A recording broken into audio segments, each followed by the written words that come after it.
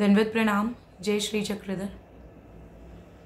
एक बार पुनः आप सभी का इस ज्ञान अर्णव चैनल में स्वागत है। विषय को शुरू करने से पहले आप सभी से निवेदन करना चाहूंगी कि जिन्होंने भी अभी तक इस ज्ञान अर्णव चैनल को सब्सक्राइब नहीं करा है वो जरूर चैनल को सब्सक्राइब कर लें, ताकि आगामी विषयों की अगर आपको लिंक नहीं भी पहुंचती आपके व्हाट्सएप या किसी भी माध्यम से, तो सब्सक्राइब करने के बाद वहीं पर ही बेल आइकन बना हुआ आता है, घंटी का साइन, आप उसको भी जब प्रेस कर देंगे सब्सक्राइब के बाद सेकंड उसी जगह पर वो ऑप्शन आता है, तो अपने आप ही आपको बाकी फोन पे जैसे नॉर्मल हमारे मैसेजेस आते हैं, आपको इस वीडियोस की भी नोटिफिकेशंस अपने आप अपलोड होने के तुरंत बाद ही आना शुरू हो जाएंगी, ताकि आप सरलता से फटाफट विषय का लाभ उठा पाएंगे।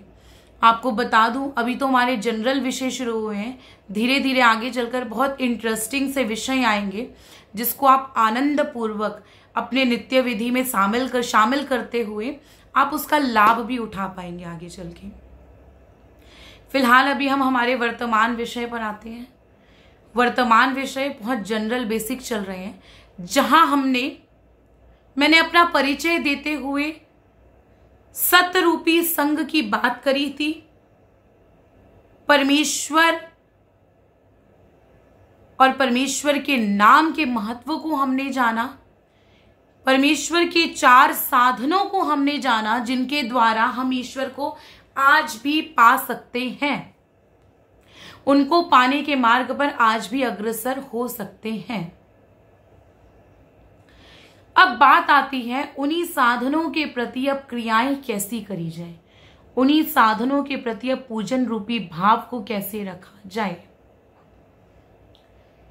स्थान, प्रसाद, वासनिक, भिक्षुक, इसमें 2 जड़ साधन है, 2 चेतन साधन है।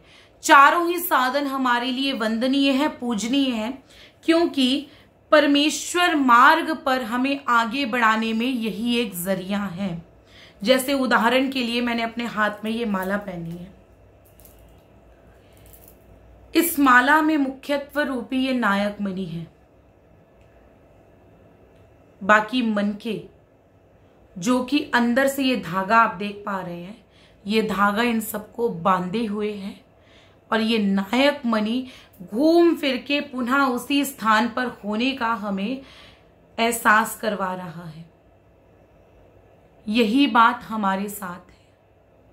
हमें भी इसी बात को समझना चाहिए कि हर विषय को एक पूरी तरह से माला के समान समझते हुए, एक एक मनके के साथ आगे बढ़ते हुए, हमने पुनः हमारे यथास्थान पर, मतलब कि इस मनुष्य देह के लाभ को समझते हुए अपने यथास्थान पर आना है। जिस यथास्थान के लिए ईश्वर ने सृष्टि की रचना करी है, उस यथास्थान को समझने के लिए हमें इस नायक मणि को अपने आप से इस माला में गुमराह नहीं करना है। और ये तभी होगा जब हम जनरल विषयों को समझकर उस कड़ी में जुड़े रहेंगे।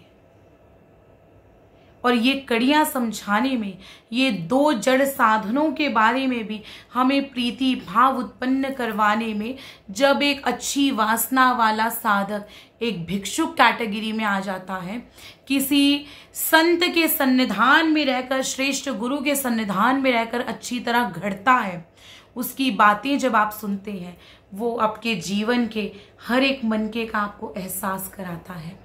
और जब हम हर एक मनके का एहसास करते हैं और फिर उसके बाद इसको बांध कर रखने वाले उस धागे रूपी सांस की वैल्यू को समझ पाते हैं, तो हम स्टेप बाय स्टेप आगे बढ़ने में कामयाब होते हैं। ये नायक मणि रूपी राह दिखाने वाला हमारा गुरु हमेशा हमारे जीवन में रहना ही चाहिए। संत कबीरदास ने भी बड़ा सुंदर कहा है, गुरु गोविंद दोनों खड़े काके लागू पाए, बलिहारी उस घट की मोहे गोविंद दियो मिलाए। एक तरफ साक्षात ईश्वर खड़े हैं तो दूसरी तरफ मेरे गुरु खड़े हैं। असमंजस में हूं, पहले किसके चरण स्पर्श करूं। लेकिन मुझे तो पहले मेरे गुरु के चरण स्पर्श करने हैं, क्योंकि आज उनकी बदौलत मुझे साक्षात ईश्वर दिखाई दे रहे हैं। उन्होंने मुझे गलत राह पर चलने से बचाया, उन्होंने ही तो मुझे इस मार्ग का राह दिखाई। ऐसा गुरु, ऐसा आइडल, ऐसा एक शुभ चिंतक आपके जीवन में होना बहुत जरूरी है। हित अहित अपना हर कोई जानता है। कहते हैं पानी पीना छान कर, गुरु करना पहचान कर। जैसे पानी आरओ लग गए आज के जमाने में, एडवांस हो गए हम।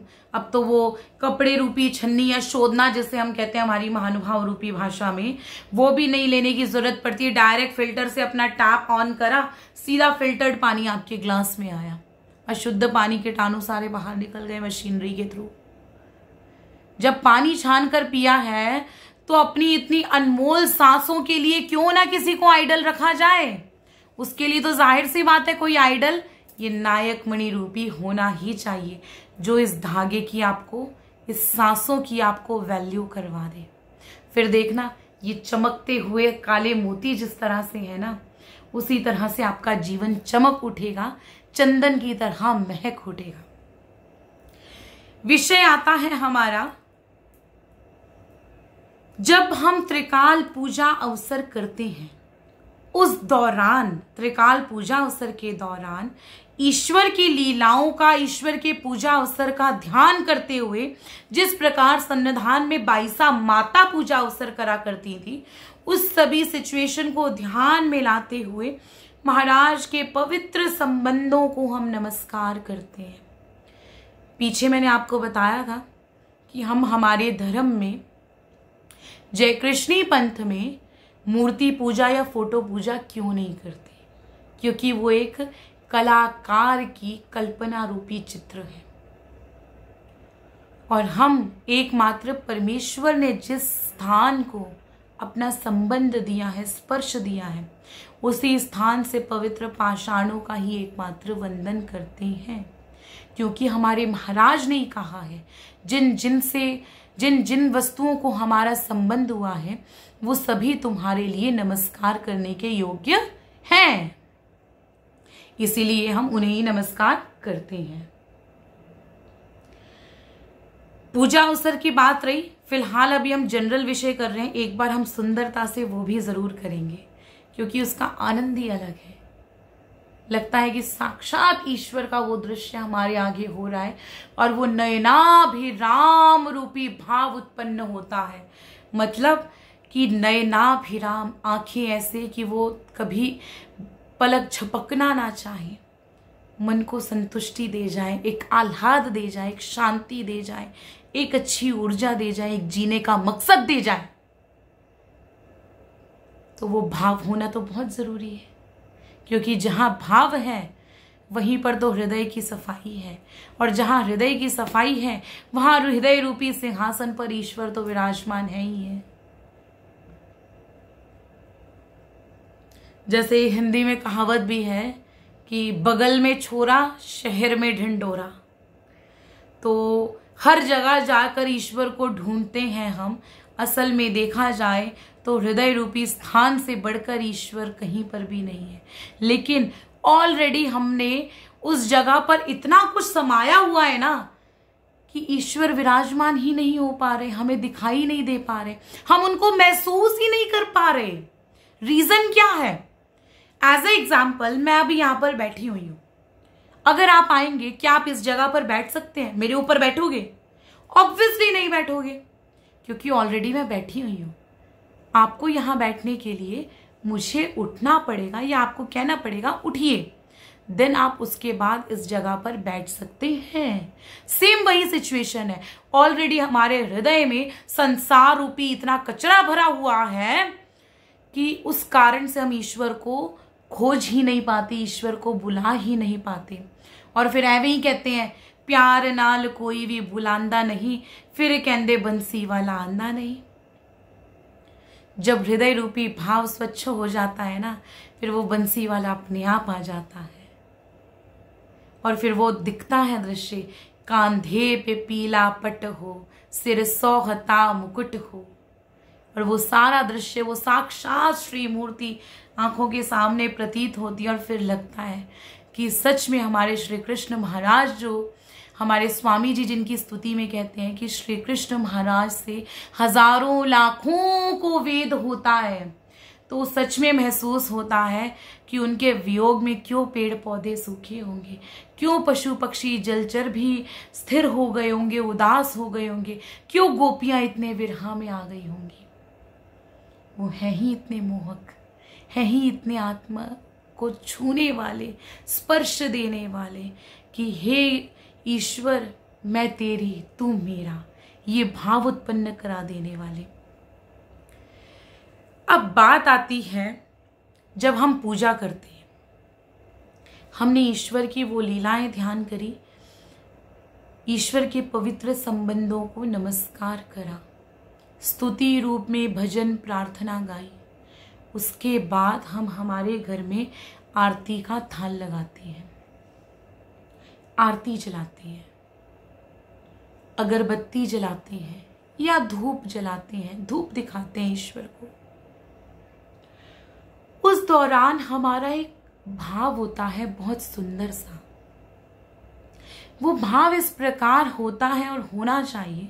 सबसे पहली बात तो जो आरती बनती है, कपास मतलब कॉटन, उसमें घी और उसमें साथ में साथ अग्नि, इन तीनों के मेल से आरती बनती है।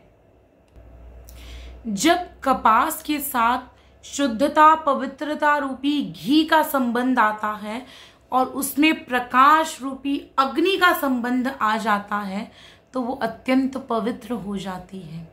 जिस दौरान ईश्वर से एक प्रार्थना होती है कि जैसा आपका स्वरूप अज्ञान से दूर एकमात्र तेजस्वी है, तेजोमय है, वही आपका पवित्र ज्ञान मेरे सभी अंधकार को दूर करके मेरा हित हेतु मेरे लिए उजागर हो, मैं उसके लिए योग्य बन पाऊं, आपके ज्ञान को आत्मसात कर पाऊं। संस्कृत में एक श्लोक में भी कहा गया है, तमसो मा ज्योतिर्गमया, मतलब अंधकार से उजाले की ओर प्रस्थान करना। जैसे कि एक व्यक्ति, एक इंसान सालों से अंधेरे में बैठा हुआ है, रोशनी क्या है उसे पता ही नहीं है, रोशनी की परिभाषा ही नहीं पता उसे, और उसके सामने अगर वो रोशनी कर दी जाए तो वो जो हर एक चीज को छूकर महसूस करता था, हाँ ये जग है, अच्छा इससे पानी लेकर मुझे पीना है, हाँ ये कुर्सी है छुई मैंने, अब मुझे इस पर बैठना है, हाँ ये गद्दा है, ये पलंग है, मुझे चारपाई है, मुझे इस पर सोना है, वो छूकर महसूस कर रहा है।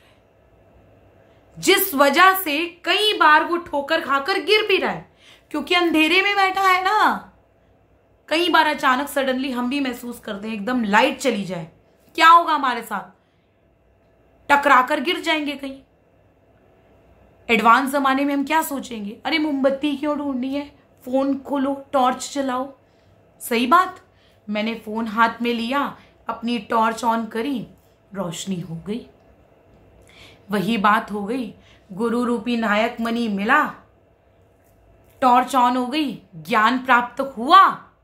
तो उसी प्रकार से ये अग्नि रूपी ज्ञान रूपी लौ सदैव हमारे हृदय में जलती रहे, जिस कारण से हमारा ये अज्ञान रूपी अंधकार हमेशा हमसे दूर रहे। और साथ ही साथ जब हम पूजा करते हैं, आरती करते हैं, किसी भी श्रेष्ठ जब हम ध्यान करते हैं ईश्वर का, उस दौरान वो ध्यान हमेशा श्री चरणों से शुरू होता है, जो कि मस्तक तक जाता है। इसीलिए आरती को सीधा यूं ना घुमाते हुए हम नीचे से शुरू करते हैं, महाराज के श्री चरणों से लेते हुए संपूर्ण महाराज की श्री मूर्ति का ध्यान करते हुए वो आरती करते हुए महाराज की प्रार्थना करते हैं महाराज से कि हे ईश्वर, जिस उद्देश्य से सृष्टि की रचना हुई है वो उद्देश्य को पावन करने में, उद्देश्य को प्राप्त करने में मैं कामयाब हूँ। इसलिए ज्ञान रूपी दीपक हमेशा जलाए रखना, क्योंकि आप ही समस्त संसार में जय जयकार के योग्य हो। आप सा मंगल कोई और अन्य संसार में नहीं है। अमंगल को भी आप मंगल कर देते हो। बाईसा माता जब हमारे स्वामी जी की आरती करती थी, वो क्या कहती थी? जयतु मंगला मंगला परम मंगल रूपा हेची जति ओळगविती। यही शब्द वो ओळगविती अर्पण करती थी। जयतु मंगल मंगला परम मंगल रूपा।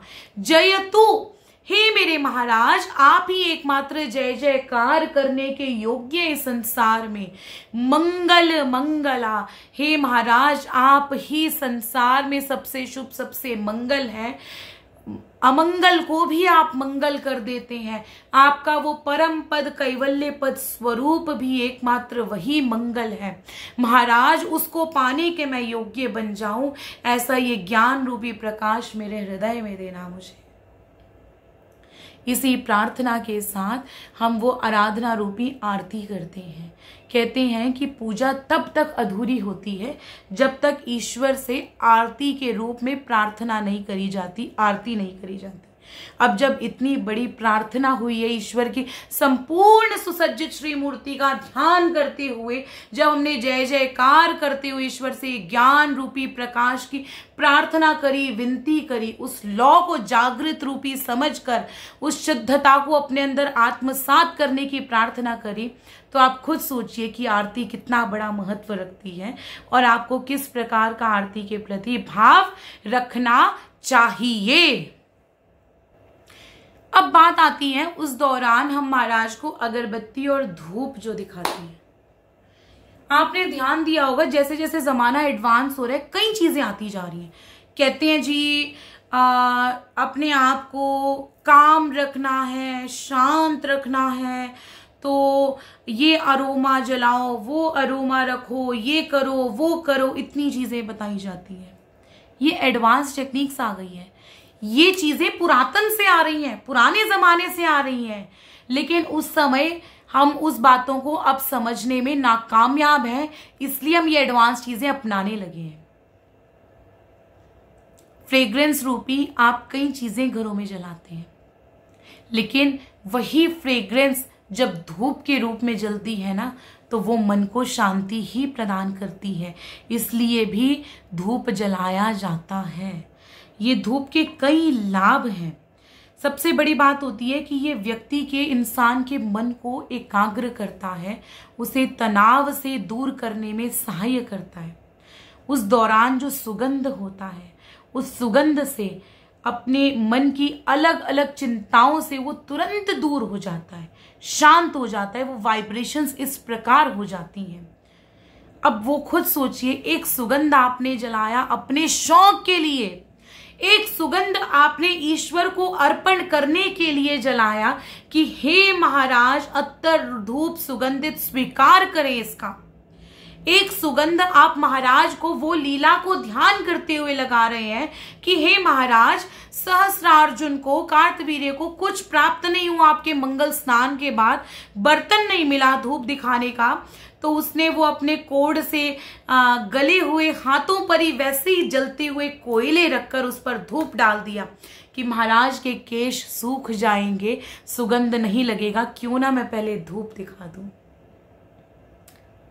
वो धूप दिखाया उसने। जब वो पवित्रता रूपी लीलाओं के साथ आप एक्चुअल में धूप दिखा रहे हैं, तो आपके आसपास का ऑरा अपने आप कितना पवित्र होगा। आशा है कि आप कल्पना रूपी अपने आप समझ पा रहे होंगे इस बात को। इसीलिए हम पूजा के दौरान धूप बत्ती, अगरबत्ती, इनका प्रयोग जरूर करते हैं। बात आती है कि इस दौरान हम कपूर भी जलाते हैं। कपूर का भी अपने आप में बहुत अच्छा महत्व है। कपूर को नोट करो, कुछ छोड़ के ही नहीं जाता, जल गया, समाप्त हो गया। छोड़ के जाता है तो पता है क्या? अपनी धीमी सी मंद सी महक को। ऐसे छोड़ के जाता है, आसपास के सभी बैक्टीरियाज को भी शांत कर देता है ना। यही बात तो है इस कपूर की। हे महाराज, इसकी तरह मैं भी बनूं, मेरे अंदर के भी काम, क्रोध, लोभ, मद, मत्सर, संसार रूपी इच्छाएं आपके ज्ञान रूपी लौ को जब मैंने विनती करते हुए, प्रार्थना करते हुए, आपकी जय जयकार करते हुए जब वो आरती करी आपकी, अंत में वो कपूर जलाकर यही प्रार्थना की, महाराज मेरे सभी दोष अवगुण इसी तरह जलकर नष्ट हो जाएं। एकमात्र महक अगर इस जीवन में शेष रहे तो वो सिर्फ आपके ज्ञान रूपी आचरण की महक मेरे जीवन में महकती रहे, वही बरकरार रहे। ये सब कुछ मेरे जीवन से नष्ट हो जाए। अगर ये नष्ट हो गया तो सब वारे न्यारे हैं ही है। इसलिए पूजा के बाद आरती के दौरान धूप, आरती, कपूर ये बहुत बड़ा महत्व रखते हैं। आप खुद ही समझिए कि आपको किन लीलाओं के माध्यम से कैसे इसके साथ जुड़ना है और क्यों करना है। समझिए, जागृत होइए। एक भजन में भी बहुत सुंदर शब्द आते हैं, कहते हैं, निर्मल वाणी पाकर तुझसे गुण ना तेरा गाया, नैन मूंद कर हे परमेश्वर कभी ना तुझको ध्याया। निर्मल रूपी वाणी पाई लेकिन ईश्वर तेरा गुण नहीं गा पाया, जो गाना था वो नहीं कर पाया। आपने तो नाम स्मरण रूपी इतना बड़ा लाभ बताया कि मेरे नाम से तुम्हें मेरे प्रति वेद निर्माण होगा, तुम्हें मेरा ज्ञान होगा। उस नाम के जाप से मैं तुम्हारे विघ्नों को इस प्रकार दूर करूंगा कि यदि आकाश रूपी गिरने जैसा कष्ट भी आने वाला होगा उसको भी दूर कर दूंगा। अरे मेरे नाम में इतनी सामर्थ्यता है कि तू मुझे प्राप्त तक कर जाएगा। महाराज वो नैन मूंद कर वो ध्यान नहीं लगा पाया। इसलिए हर विधि के महत्व को समझिए। सिर्फ पीछे से आई और आगे धकाई वाली क्रिया करने की बजाय भाव रूपी अपने भाव उत्पन्न करके अपने आप को पॉलिश करते हुए दिन प्रतिदिन उन क्रियाओं के प्रति उजागर होइए। देखिए फिर प्रतिदिन कैसा आपको नया नया अनुभव आने लगेगा, कैसे कैसे आप सारी उदासीनता, सारी नेगेटिविटी से अपने आप दूर होने लगेंगे, ईश्वर को और सात्विकता को हमेशा महसूस करने लगेंगे। संसार रूपी कष्ट ईश्वर से ना मांगते हुए भी कि ईश्वर दूर करो, अपने आप दूर होने लगेंगे, अपने आप आपके सारे काम होने लगेंगे, हमेशा अपने आप प्रसन्न रहेंगे आप। ये जादू है इस नाम में और हर क्रिया को अच्छे भाव रूपी करने के सामर्थ्य है इसमें। ये तो अपनाइए, जागृत होइए और यदि कुछ अनुभव, कुछ परिवर्तन महसूस करें तो ज़रूर एक बार हृदय से मुझे याद कीजिएगा।